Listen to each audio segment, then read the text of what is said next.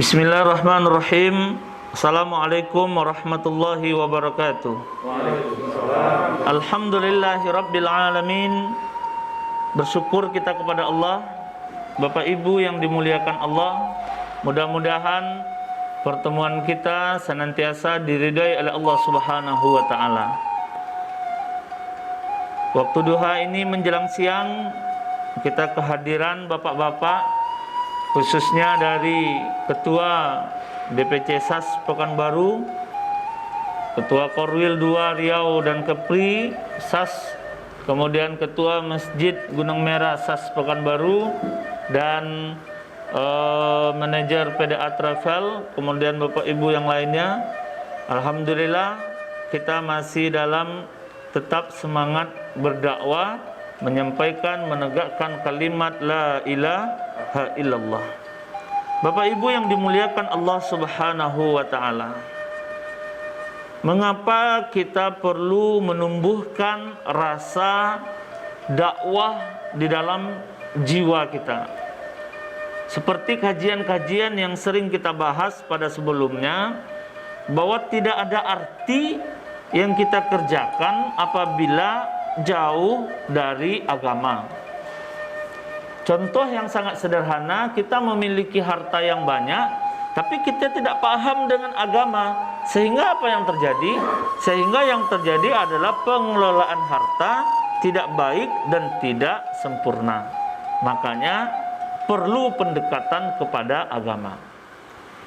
Juga ketika kita memiliki jabatan yang tinggi, tidak ada arti jabatan itu ketika kita jauh dari agama, tidak paham agama, tidak pandai memaksimalkan apa yang harus kita pakai dari jabatan atau dari wewenang yang kita miliki. Maka perlu pendekatan dengan dakwah. Ketua masjid juga demikian, Ketua Korwil juga demikian, Ketua DPC juga demikian.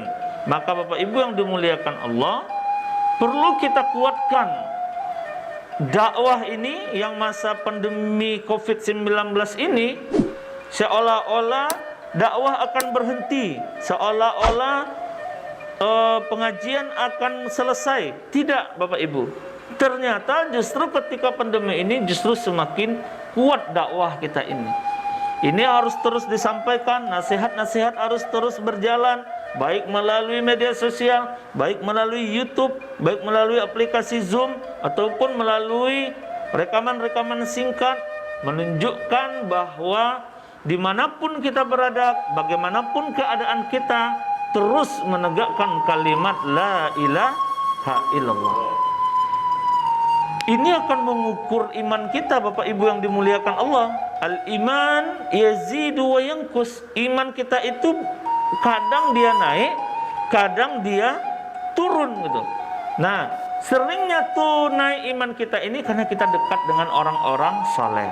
Seringnya naik iman kita ini karena kita berada dalam taat.